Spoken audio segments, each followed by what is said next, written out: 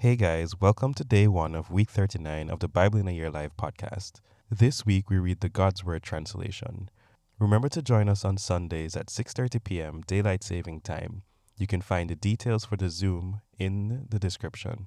Let's dive in. Jesus heals two blind men. When Jesus left that place, two blind men followed him. They shouted, "Have mercy on us, Son of David." Jesus went into a house, and the blind men followed him. He said to them, "Do you believe that I can do this?" "Yes, Lord," they answered. He touched their eyes and said, "What you have believed will be done for you." Then they could see. He warned them, "Don't let anyone know about this." But they went out and spread the news about him throughout that region. Jesus forces a demon out of a man who couldn't talk. As they were leaving, some people brought a man to Jesus. The man was unable to talk because he was possessed by a demon. But as soon as the demon was forced out, the man began to speak. The crowds were amazed and said, "We have never seen anything like this in Israel."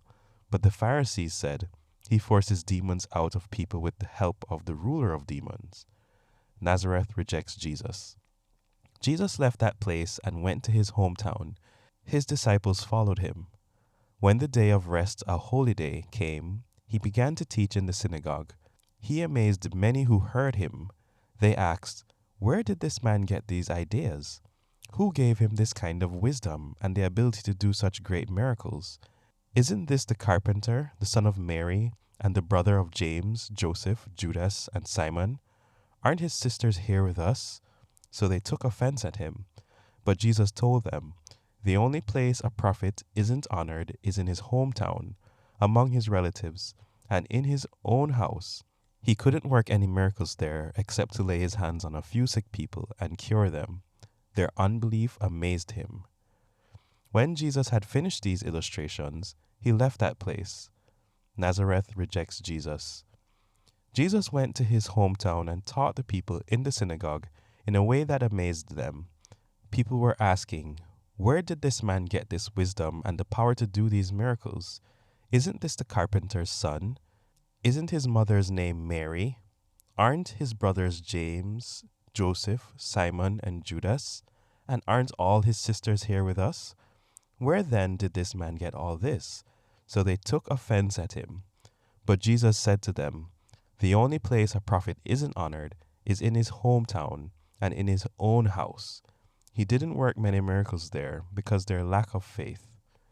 Jesus' compassion for people. Jesus went to all the towns and villages. He taught in the synagogues and spread the good news of the kingdom. He also cured every disease and sickness. When he saw the crowds, he felt sorry for them. They were troubled and helpless like sheep without a shepherd. Then he said to his disciples, "The harvest is large, but the workers are few. So ask the Lord who gives this harvest to send workers to harvest his crops." He called the 12 apostles, sent them out 2 by 2, and gave them authority over evil spirits. He instructed them to take nothing along on the trip except a walking stick. They were not to take any food, a traveling bag, or money in their pockets. They could wear sandals but could not take along a change of clothes. He told them, "Whenever you go into a home, stay there until you're ready to leave that place. Wherever people don't welcome you or listen to you, leave and shake the dust from your feet as a warning to them." So the apostles went and told people that they should turn to God and change the way they think and act. They also forced many demons out of people and poured oil on many who were sick to cure them. Jesus appoints 12 apostles. Jesus called his 12 disciples and gave them authority to force evil spirits out of people and to cure every disease and sickness. These are the names of the 12 apostles. The first and foremost, Simon, who is called Peter, and his brother Andrew, James and his brother John, the sons of Zebedee, Philip and Bartholomew, Thomas and Matthew, the tax collector, James the son of Alphaeus, and Thaddeus, Simon the Zealot, and Judas Iscariot, who later betrayed Jesus. Jesus sends out the 12. Jesus sent these 12 out with the following instructions. Don't go among people who are not Jewish or into any Samaritan city. Instead, go to the lost sheep of the nation of Israel. As you go, spread this message. The kingdom of heaven is near. Cure the sick, bring the dead back to life, cleanse those with skin diseases, force demons out of people, give these things without charging, since you received them without paying. Don't take any gold, silver, or even copper coins in your pockets. Don't take a traveling bag for the trip, a change of clothes, sandals, or a walking stick. After all, the worker deserves to have his needs met. When you go into a city or a village, look for people who will listen to you there. Stay with them until you leave that place. When you go into a house, greet the family. If it is a family that listens to you, allow your greeting to stand. But if it is not receptive, take back your greeting. If anyone doesn't welcome you or listen to what you say, leave that house or city and shake its dust off your feet. I can guarantee this truth. Judgment Day will be better for Sodom and Gomorrah than for that city. I'm sending you out like sheep among wolves, so be as cunning as snakes, but as innocent as doves. Watch out for people who will hand you over to the Jewish courts and whip you in their synagogues. Because of me, you will even be brought in front of governors and kings to testify to them to everyone in the world. When they hand you over to the authorities, don't worry about what to say or how to say it. When the time comes, you will be given what to say. Indeed, you're not the ones who will be speaking. The Spirit of your Father will be speaking through you. Brother will hand over brother to death. A father will hand over his child. Children will rebel against their parents and kill them. Everyone will hate you because you are committed to me, but the person who patiently endures to the end will be saved. So when they persecute you in one city, flee to another. I can guarantee this truth. Before you have gone through every city in Israel, the Son of Man will come. A student is not better than his teacher, nor is a slave better than his owner. It is enough for a student to become like his teacher and a slave like his owner. If they have called the owner of the house Beelzebub, they will certainly call the family members the same name. So don't be afraid of them. Nothing has been covered that will not be exposed.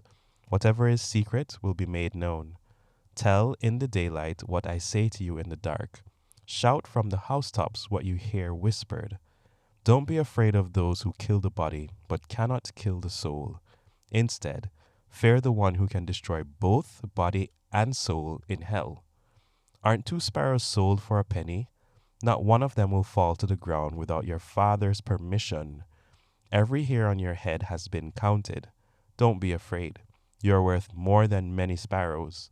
So I will acknowledge in front of my Father in heaven that person who acknowledges me in front of others. But I will tell my Father in heaven that I don't know the person who tells others that he doesn't know me. Don't think that I came to bring peace to earth. I didn't come to bring peace, but conflict. I came to turn a man against his father, a daughter against her mother, a daughter-in-law against her mother-in-law. A person's enemies will be the members of his own family. The person who loves his father or mother more than me does not deserve to be my disciple. The person who loves a son or daughter more than me does not deserve to be my disciple. Whoever doesn't take up his cross and follow me doesn't deserve to be my disciple. The person who tries to preserve his life will lose it, but the person who loses his life for me will preserve it. The person who welcomes you welcomes me, and the person who welcomes me welcomes the one who sent me. The person who welcomes a prophet as such will receive a prophet's reward. The person who welcomes a godly person as such will receive a godly person's reward. I can guarantee this truth. Whoever gives any of my humble followers a cup of cold water because that person is my disciple will certainly never lose his reward. Jesus sends out the 12. Jesus called the 12 apostles together and gave them power and authority over every demon and power and authority to cure diseases. He sent them to spread the message about God's kingdom and to cure the sick. He told them, don't take anything along the trip. Don't take a walking stick, traveling bag, any food, money, or a change of clothes. When you go into a home, stay there until you're ready to leave. If people don't welcome you, leave that city and shake its dust off your feet as a warning to them. The apostles went from village to village, told the good news, and cured the sick everywhere.